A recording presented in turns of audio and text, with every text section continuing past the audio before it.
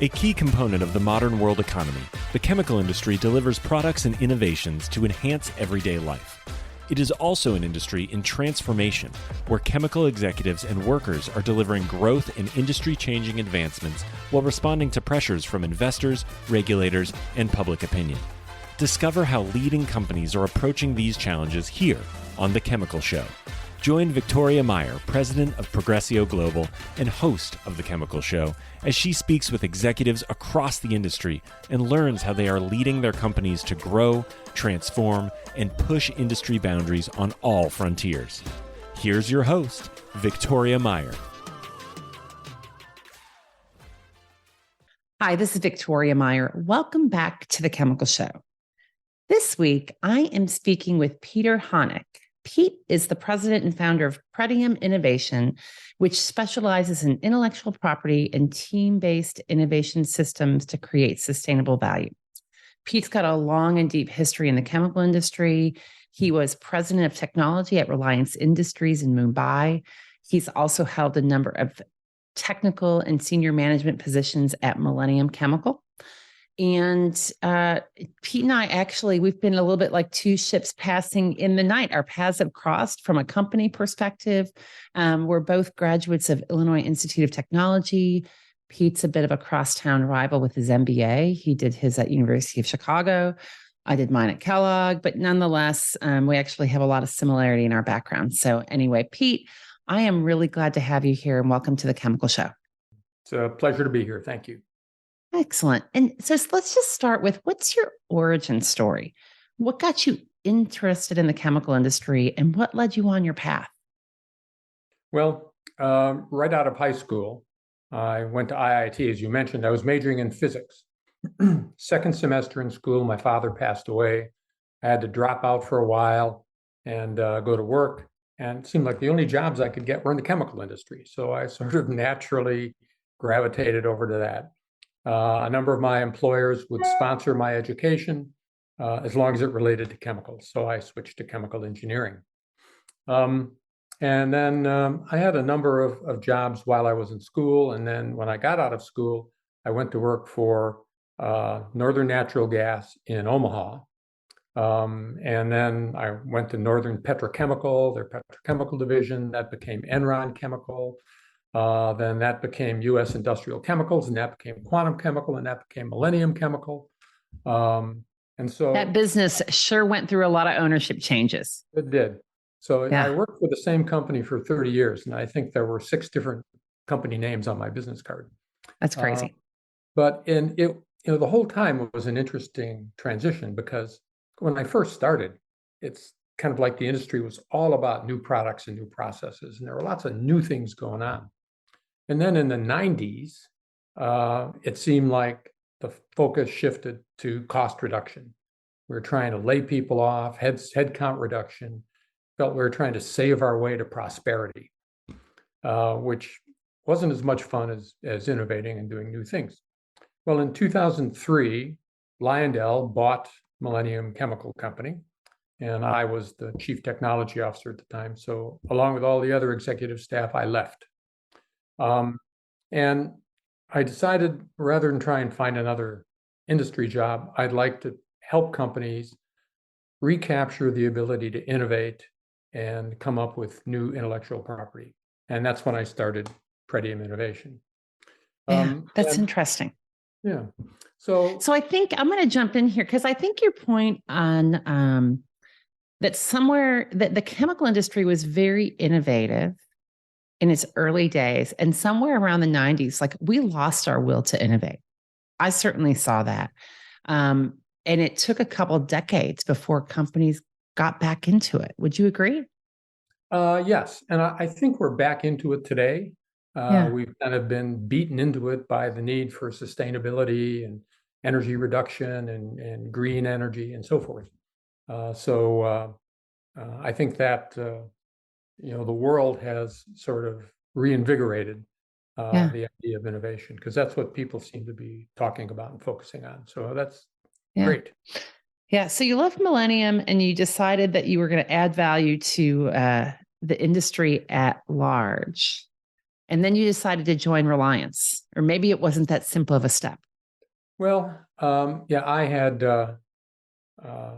been running my own consulting software business for almost 10 years. And I had some conversations with Reliance about doing some work with them. And the fellow I was talking to said, what you really ought to do is just come to work here. And I said, well, India, I don't know. And so I went there and talked to him, and it seemed like a really exciting opportunity to take my industry experience and what I learned about creative problem solving and apply it. So that's how I became president of technology there.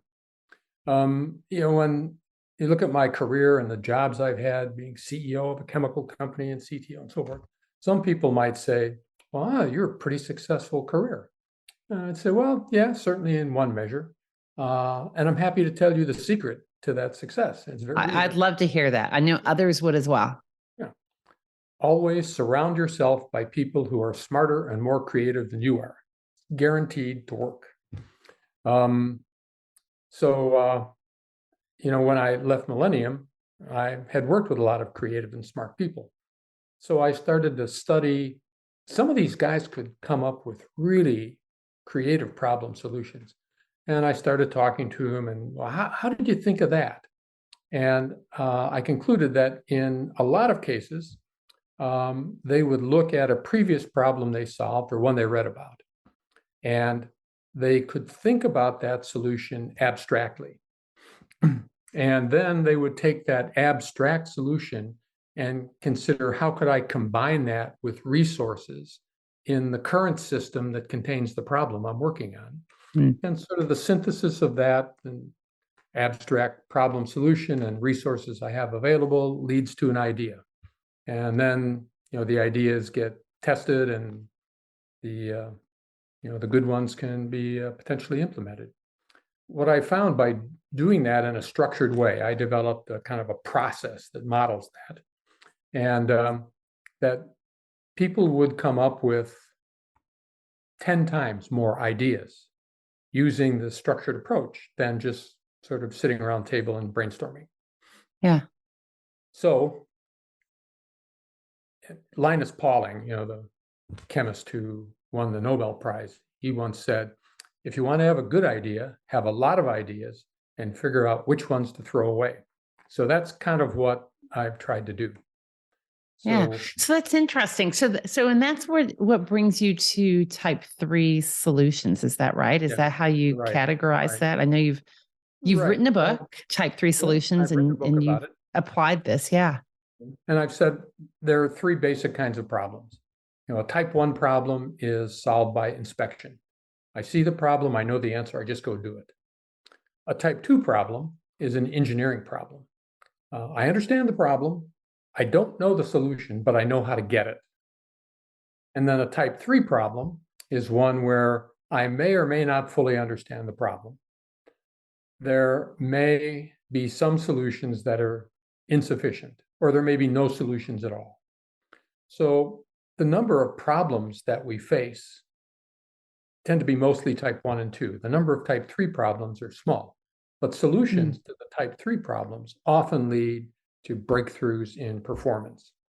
So that's what I focused on. And how did the people I knew come up with those solutions to those kinds of problems?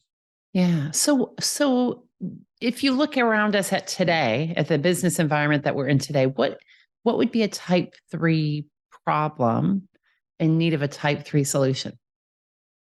Well, it might be easier to give you an example of one in the past. Sure. Bring it on. When I worked in the polyethylene industry, as I know you did, when you make bottles for things like detergent, for high-density polyethylene bottles, they need to have a combination of properties. One property is stiffness. The bottles have to be strong enough to be stacked up. The other is stress crack resistance. The detergent tends to crack the polymer.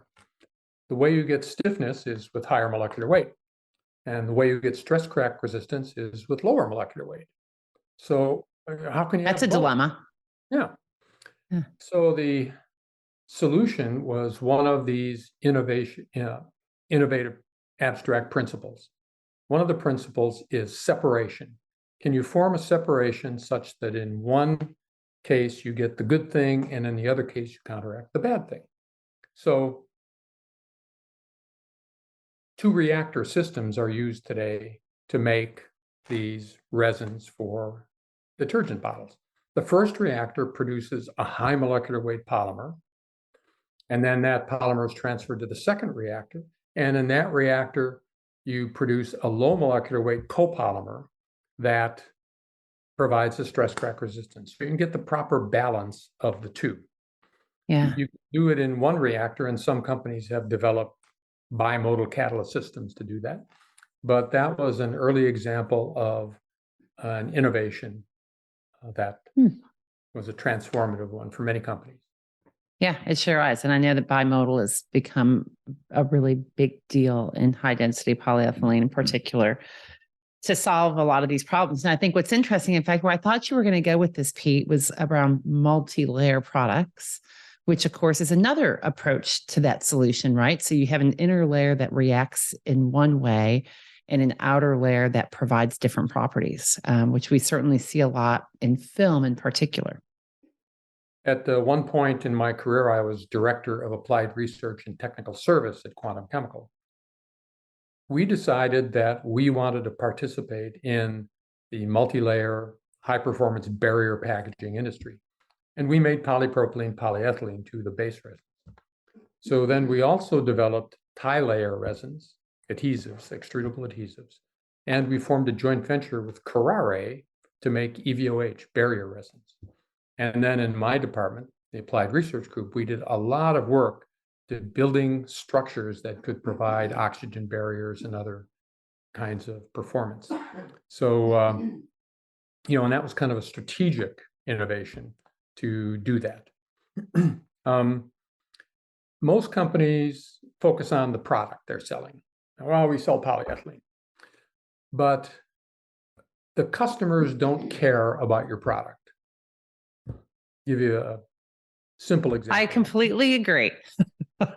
When I was a kid, I played music on a phonograph. Now, the value engineers for over 60 years have done function analysis, and they say a function is a verb and a noun. So the primary function of a phonograph is to play music. But then after phonographs, we had tape players, primary function, play music. And then we had CD players, primary function, play music. And then iPods and iPhones, primary function there, play music. Yeah. The difference is that each of those successive technology advances eliminated some of the harmful functions that delivered the primary function. And when that happens, when a new design or technology comes along, it eliminates some very big harmful functions that limit functionality. A paradigm shift occurs. So nobody plays music on phonographs today, but the reason they buy an iPod or a CD player is so they can play music. They care about the function, not the product. And that's basically the same whether it's a process or a product. So one thing that I think chemical companies should consider is, do I want to just sell the product, or can I sell more in terms of functionality? So a story about this, when I was director of applied research, Philips produced high-density polyethylene for milk and water bottles.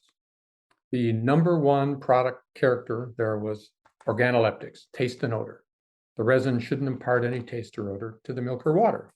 Right. So, and we wanted to get more of that market because it had pretty good margins and it was growing. So we set out to develop a resin with the best taste and odor properties in the industry. And we did it. We had taste and odor panels and data. We could share that. We sent our marketing and sales guys out to say, here, we got the best product. And we couldn't get people to buy it, very little. I'm scratching my head saying, well, why wouldn't somebody want to buy the best product? We even offered a discount so they wouldn't buy the best product at a lower price. Well, as I mentioned, Philips had the largest market share in that market. And what we came to learn was that when you blow mold a bottle, As you run that blow molding machine faster and faster, the polymer will melt fracture. It's like little wrinkles as it goes through the extruder. And when that happens, you have to slow down. So, and everybody knew about that. And if you tried to find a way to change the polymer to reduce that melt fracture, it tended to affect the taste and odor properties negatively. Well, Philips found a way to design a die for a blow molding machine. And that die that had a longer land length, basically. It allowed time for the rheological stresses to settle out in the polymer, and you could run faster with any polymer using the Philips die design. And they have several patents on that die design from back in the 80s. And if you were a customer of Philips, well, for $1 or something, you got to use their die design, which meant a lot to the customer because it helped them get more productivity from their business. And it was so significant that you couldn't buy volume away from Philips. So their offering was not just the polymer, it was the polymer plus the extrusion technology. Yeah. And in fact, It's their interesting. polymer didn't have the best taste. We'll be right back. At Ecovist, they're accelerating the transition to a sustainability-driven future. Their long history of innovation, expertise, and customer collaboration supports the development of proprietary catalysts and services across their 2 industry-leading businesses, Advanced Materials and Catalysts and Eco Services. Advanced Materials and Catalysts is a leader in proprietary and customized technologies for polymers, cleaner fuels, emissions control, and circularity. Eco Services is the largest North American recycler of spent sulfuric acid. Ecovist, your catalyst for positive change. An odor, but it was good enough. Good enough. And that's right. So I think we've lost, I talk to companies and customers about this regularly, that your customer doesn't really care about your product and your price. They do, right? It needs to be good enough. The price needs to be good enough, but there are other reasons why they're making buying decisions and use decisions. And you have to figure out the why behind it. In this example, it's about the use of the die and the fact that they could run steady. In fact, the whole ability just to be able, especially with polymer customers, to be able to run without having to change the machinery and make adjustments on the machinery is significant, right? And that's true across the way. And so you have to be able to, as a company, as a salesperson, as a product person, as an innovator, go a little bit deeper, understand what's really important, why they do what they do today, and how you can overcome that so that they buy from you. Because again, the best product and the best price alone is not the reason. If it was best price, we would all be flying Spirit Airways, and we're not. Yeah. So, when I was CEO of Millennium Petrochemical Company, we made acetic acid and vinyl acetate, commodity chemicals, and we increased our market share against our competition every year for almost 5 years running. We did that by providing better customer service. We really empowered our customer service people to do more for the customer, and that built some loyalty with them and with our customers. And there was no price difference because it was really a commodity chemical. But the Philips example is different in that it's based more on innovation and therefore more sustainable. Philips had patents. Patents are good for 20 years. right. So they could carry that on for quite a while. Now, today, there are lots of opportunities like that in the chemical industry. But one in particular, I think, relates to sustainability. As a chemical company, we have sustainability issues, and our customers do. Definitely. So, just like Philips understood how the customer got functionality from their high-density polyethylene, if you understand how your customer gets functionality from your product and what are the limitations on that, what are the harmful functions that limit that functionality, you may be able to come up with offerings that will give you a sustainable advantage. Yeah. And as I said, that they could be things like cost in the Philips case, or they could be sustainability or environmental, which today are kind of hot buttons. Yeah, So absolutely. I think the whole aspect of understanding that some of your customers' decisions are driven around sustainability in particular, and ESG and circularity, right? In the plastics world in particular, this is a tremendous driver. And it's really easy to say um, the quantities of circular plastics, for instance, that are being produced today are nominal compared to the rest of the volumes being used. However, figuring out how to create that circular material or the sustainable material, if you want to call it that, and bundle it in with the rest of your purchasing, creates pull through. It creates opportunities. It creates a different dynamic and a different reason for people to buy from you. yeah. Well, the big thing on that today is recycling, right?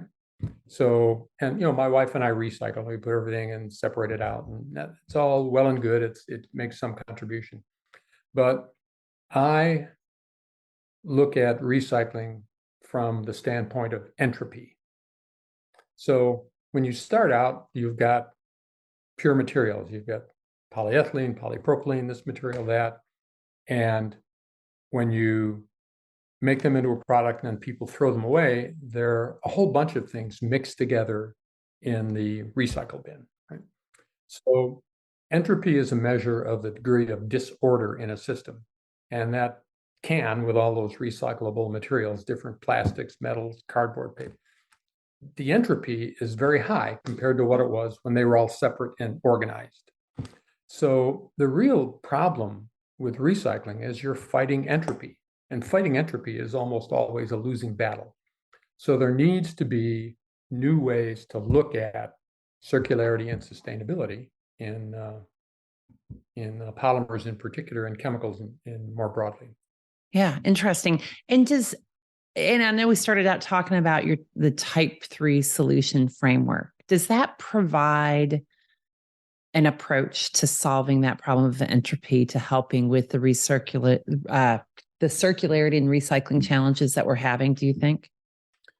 Yes, in general, I think when I designed this, you could use it as an individual. But what I really wanted to do was to make it a team activity. And the approach of first defining the system that contains your problem. And you have to understand cause and effect in the system that contains the problem. Otherwise, all you can do is guess. Yeah. So function modeling helps us understand cause and effect, because function models show how, why, when things happen. Then when you've identified, and typically you'd identify a number of problems in a system. So you pick the high value ones and then use the structured brainstorming method of how the natural creative person does. You take an abstract principle, combine it with resources to come up with ideas. And if you do this in a team, as I said, I did one project with a refinery here in Houston about a hydrotreater catalyst, and they came up with over 200 ideas how to increase catalyst life. So Yeah. I mean, a lot of them, Amazing. some of them were not practical, but in that there were a couple of so Some gems. right. Yeah. So yeah, so I think it does apply very broadly to these kinds of problems. As I said, it's type 3 problem is one where there may not be any satisfactory solutions. So if a So team I'm gonna turn the conversation a little bit. I know that you spent a number of years working in Mumbai. yes. And how did the problems or the approach to strategic and type 3 problems differ? Do you see a very dramatic difference in, number one, the type of problems that you were facing, or two, just how teams inherently approach those problems? Well, I think the problems were very similar, because Reliance is both a refiner and a petrochemical company, among a lot of other things. Yeah. And my job, well, I was president of technology, so I had the R&D groups under me. Well, there are cultural differences between the US and India. In the US, if you try to be the autocratic dictatorial manager, I know best, I'll give you the answer, you just go do it. That doesn't work. The team Right. members are just not going to put up with that. They'll leave or whatever. But there's more of a culture that way, hierarchical in India. In meetings, people will tend not to challenge a manager. And the higher up the food chain the guy is, the less likely they are to say anything. I used to joke that if a manager there said, well, I want you to go outside before sunrise, set up a table looking to the west, and look to the west, and when you see the sun come up, write down the time. Now, you might know the sun comes up in the east, and you might say, well, sir, I think you just misspoke. I'm sure you know the sun comes up in the east, and I should face the east. People wouldn't say that. They would go and look to the west, and they'd record, well, I didn't see the sun come up. And their philosophy, their thinking is, as long as I do exactly what I'm told, I can't get in trouble. Mm. Now, that's obviously not everybody, but there is a bit of a cultural inclination toward that. And I found Indian companies were much more hierarchical in the way they manage. So, but that's changing. The younger people that I found working at Reliance want to work more like they do in the US and Europe. They want to be part of a team. They want to be more open. They want to have challenging discussions. So when they find a manager that's open to that, they just leap right on it and participate.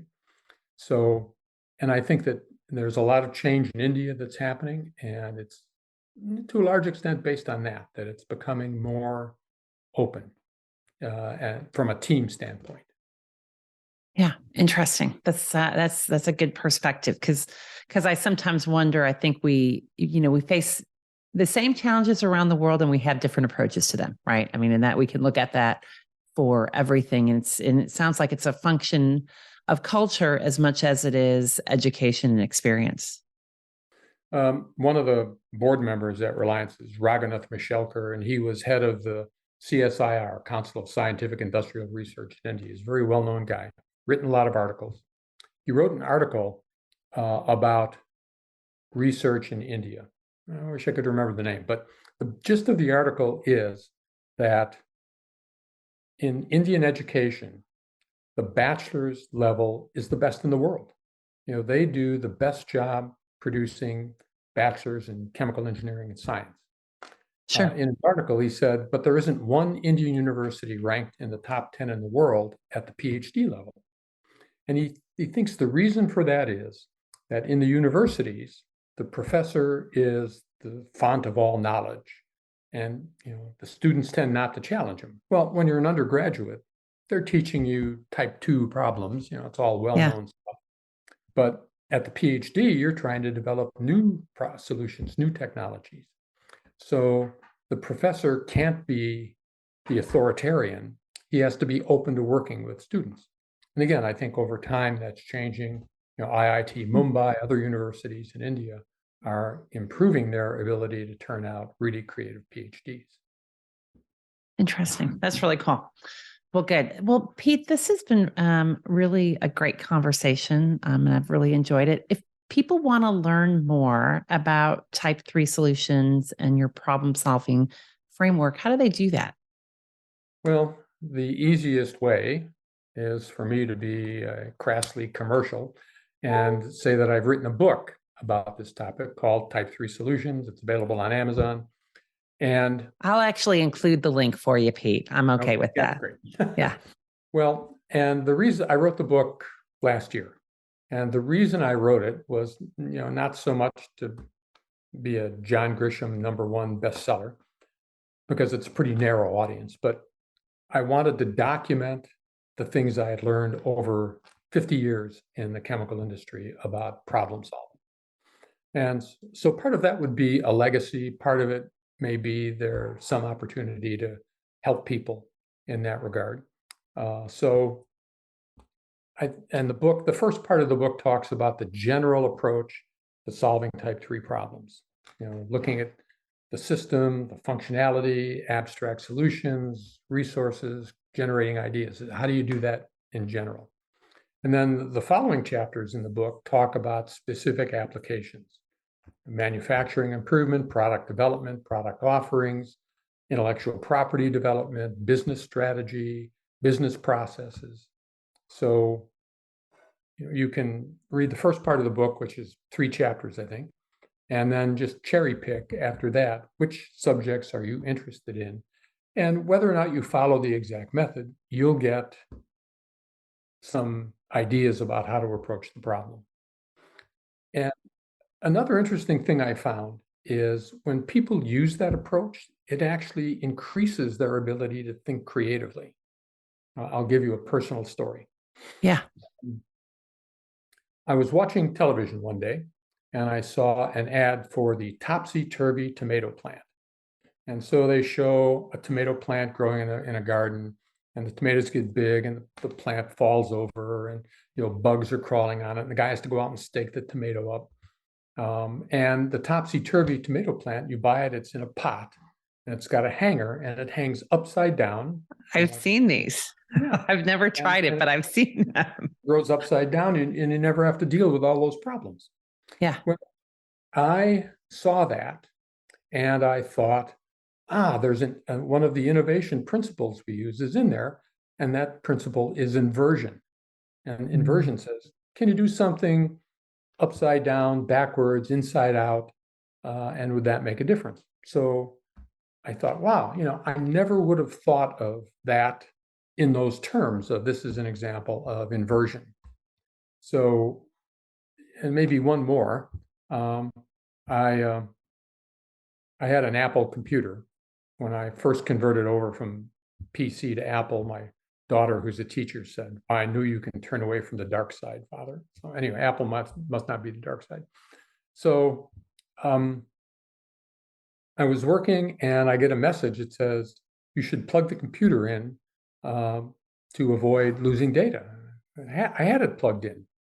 And then I looked and I noticed it wasn't charging the battery. Oh, wow. So I ran out to Best Buy. I bought a generic brand charger for my computer, Right.